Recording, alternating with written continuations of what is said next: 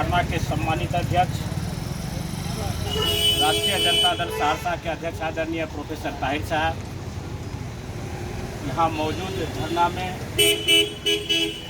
राष्ट्रीय जनता दल युवा के प्रदेश उपाध्यक्ष, महिषी विधानसभा से विगत विधानसभा चुनाव के प्रत्याशी, बहुत ही लोकप्रिय नेता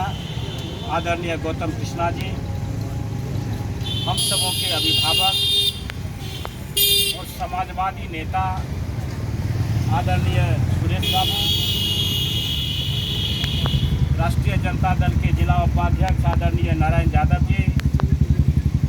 अल्पसंख्यक प्रकोष्ठ के महासचिव प्रदेश महासचिव आदरणीय अख्तर साहब, बहुत ही कर्मठ और जुझारू साथी नगर के सम्मानित अध्यक्ष इंजीनियर कौशल जी, पंचायती राज मनोनीत जिला अध्यक्ष, पैक्स अध्यक्ष, बहुत ही लोकप्रिय और कर्मठ साथी जसवंत बाबू, महिला प्रकोष्ठ के सम्मानित अध्यक्षा गुंजन जी, हम सबों के बड़े भाई और नेता राजद के जिला उपाध्यक्ष आदरणीय नईम साहब, राष्ट्रीय जनता दल सहरसा के प्रवक्ता और पार्टी के लिए सदैव समर्पित रहने वाले हम सबों के बड़े भाई आदरणीय अमरेंद्र बाबू, अल्पसंख्यक प्रकोष्ठ के अति पिछड़ा प्रकोष्ठ के जिला अध्यक्ष सहरसा आदरणीय अजय निषाद लड्डू जी, और लालू जी के साथ लगातार अपना समय बिताने वाले और लालू जी का आशीर्वाद मंच पर इन्हें लगातार मिलता रहा है, पार्टी के कोषाध्यक्ष सहरसा के आदरणीय रघुनाथ बाबू,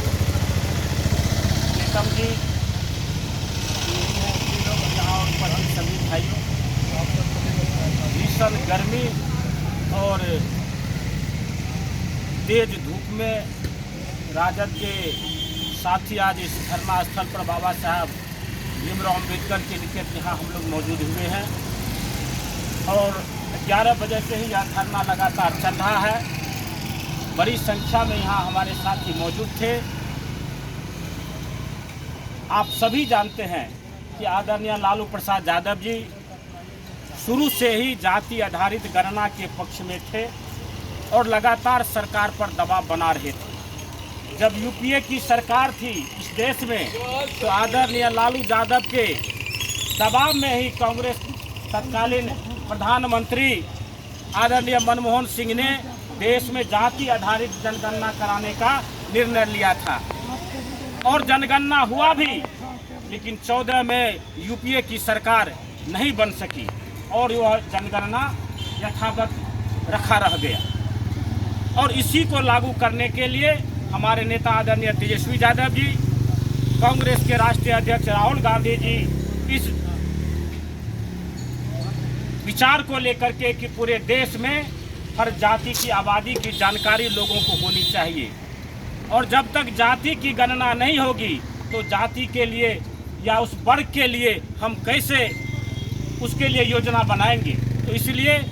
राज्यव्यापी धरना के माध्यम से यह नरेंद्र मोदी और अमित शाह की जो सरकार है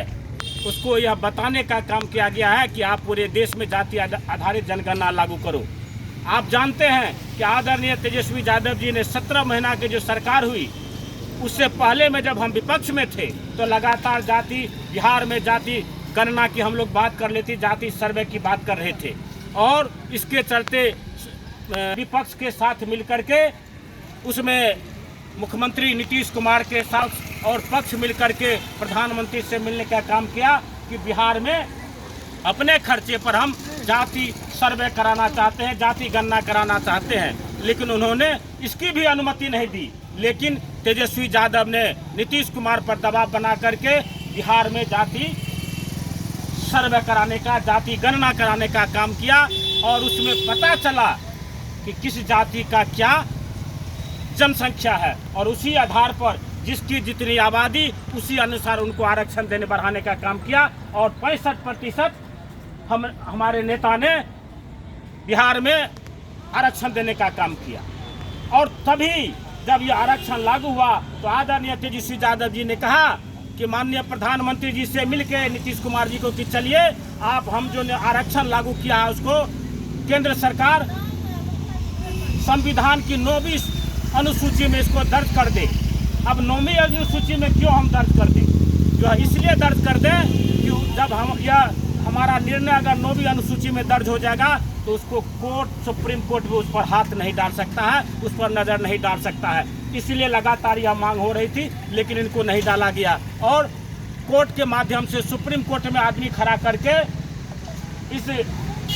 आरक्षण को खत्म कराने का उनके लोगों के द्वारा प्रयास किया गया। हाल ही में आप लोगों ने देखा कि बिहार में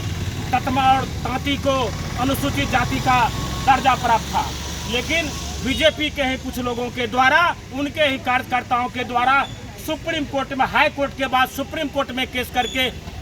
इसको भी खत्म कराने का काम किया। तो आज के धरना के माध्यम से हम यह बताना चाहते हैं कि हमारे नेता आज पटना में आदरणीय तेजस्वी यादव के नेतृत्व में बड़े पैमाने पर वहाँ धरना का कार्यक्रम हो रहा है। और हम आपको बताना चाहते हैं, नरेंद्र मोदी जी और अमित शाह जी, आप खुद को समझिए। 400 पार का नारा था, 240 पर सिमट गए। 4 बैसाखी पर आपकी सरकार चल रही है। अगर आपने आज के धरना के माध्यम से हमारे